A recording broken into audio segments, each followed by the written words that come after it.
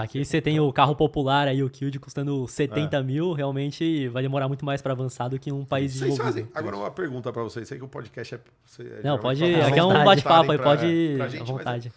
A gente faz uma comparação, vou dar um exemplo do que a gente faz na AutoSuper e vocês que manjam de investimentos, se existe uma lógica nisso. A gente faz uma comparação assim, ó, você falou de carro popular. Popular. Um carro popular no Brasil, que é o carro mais barato, custa R$ 68.990. No mercado americano, o carro popular, eu não sei exatamente quanto custa o carro popular lá, mas eu vou dar um chute aqui, 16.990, o carro mais barato, 0 km, 16 mil dólares. Um rondinho. Deve ter mais barato que isso. Sim. Se for pesquisar, deve ter algum carro mais barato, mas vamos chutar que seja isso. Eu e o Lucas, a gente não costuma falar de reais e de dólar. É dinheiro, exato. A gente fala de dinheiros versus salário mínimo, certo? Então, sei lá, o salário mínimo lá dos caras... existe uma regra que nenhum estado americano ele pode pagar menos que, sei lá, 1.300, 1.200 dólares, 1.100 dólares. Que lá acaba sendo por hora, né? Então... Mas o salário real mínimo lá, a galera fala que fica em torno de 1.600 dólares.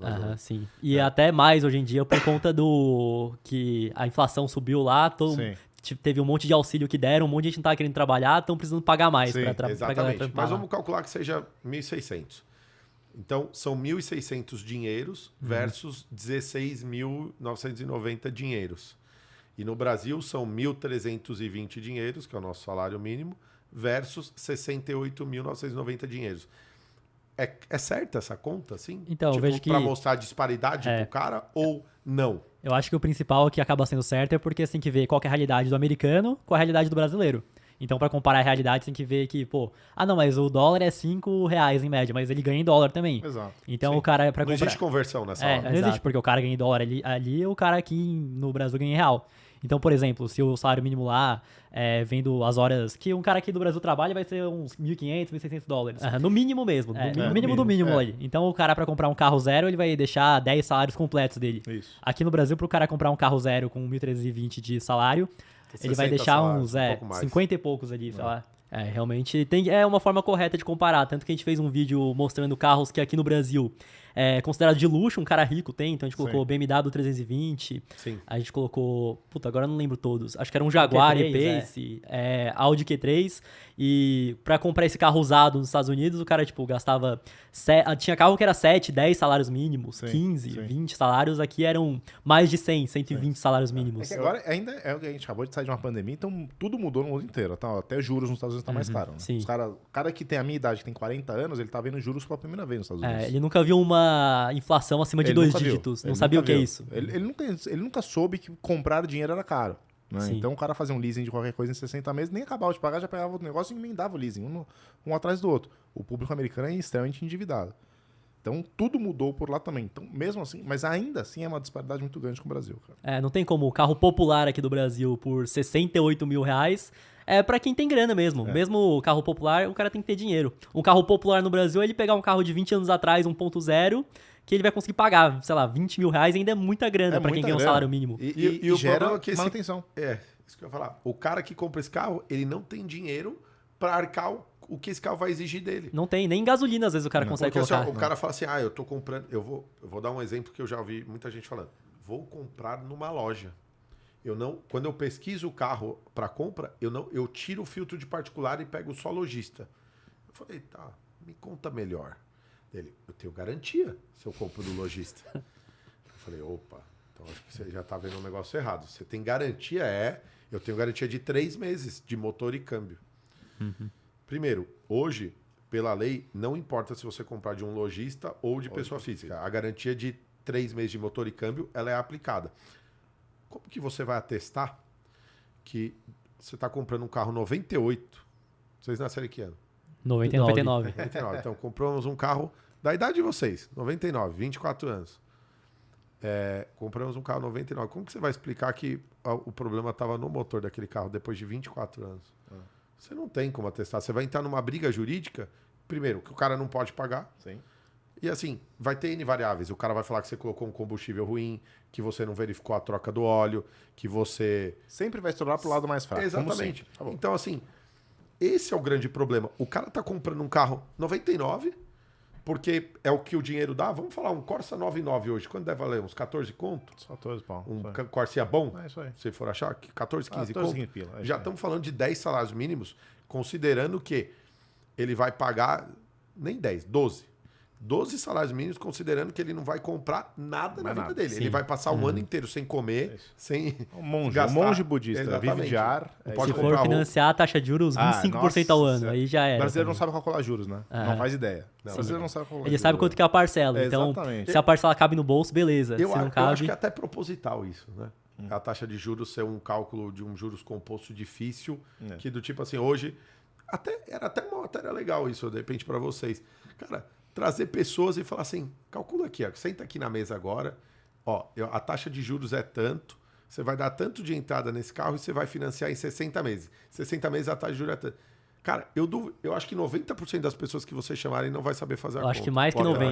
Acho que mais que 90. Com certeza. Então, isso é muito louco. O cara não faz ideia que o juros é composto, ele não sabe que é juros sobre juros, né? Sim. Ele não sabe nada disso.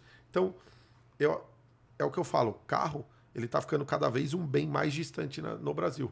Tanto que muita gente optou por usar Uber, o serviço da Uber caiu também, que hoje, antigamente você entrava no Uber, o cara tava de terninho, tinha balinha, água. Né? Hoje, Aumentaram agora o tempo que o carro pode ter, então é bem mais do que era antes também. Sim. Aí você tem que chegar hoje no Uber, Isso aí. por favor. Esteja limpo, por favor, esteja limpo, só esteja isso, limpo, só esteja isso. limpo, esteja limpo. É isso. É isso. Então, as coisas no Brasil elas estão caminhando por um caminho muito difícil. Né? Mas eu acho que boa parte do que vocês fazem aqui da parte de educação financeira, que legal. é uma coisa que a gente não tem na escola, a gente não tem educação financeira. Você aprende matemática na escola. É, mas você não aprende tem- o juro composto, mas você não sabe que funciona para dinheiro, tanto pro seu bem exatamente. quanto pro seu mal. Exato. Exatamente. Então, ele não te ensina. Eu digo até a educação, tipo, você tem os juros, mas ele não te ensina do tipo poupar dinheiro. Né? Ele fala muito sobre isso. Ele não te ensina do tipo, cara, poupa agora que você é pequeno. Não sei o quê. Eu tento fazer alguma coisa em relação com os meus filhos. Vou dar um exemplo. Eles agora, que eles querem comprar as coisinhas deles também já. Tão grande. Um tem 9 e outro tem 6. Então ele quer comprar um negócio pro joguinho dele. Então eu falei o seguinte, em vez dele ficar me pedindo, eu dou R$50 por mês para ele. Vai falar, pô, mas você dá R$50, você tá mimando seu filho. Não, eu tô educando. Porque senão ele chegava para mim na segunda, pedia um jogo, na terça outro jogo. Sabe, do tipo, ó, saiu o Game Pass aqui, do FIFA Mobile. Pô, pai, se eu tiver o Game Pass aqui, ó, eu ganho o Cristiano Ronaldo, mais dinheiro, mais... Então, o que eu fiz? Eu dou R$50. Ele consegue entender o que vale os R$50. Ele vai administrar. Se ele quer algo mais caro, ele vai esperar mais tempo para ter. E não tem problema nenhum se ele administrar aquilo muito errado, porque é uma criança, pô. Só que ele vai aprender com o erro dele, né? Só que ele vai aprendendo. O que eu notei outro dia? Ele tinha R$100. Aham.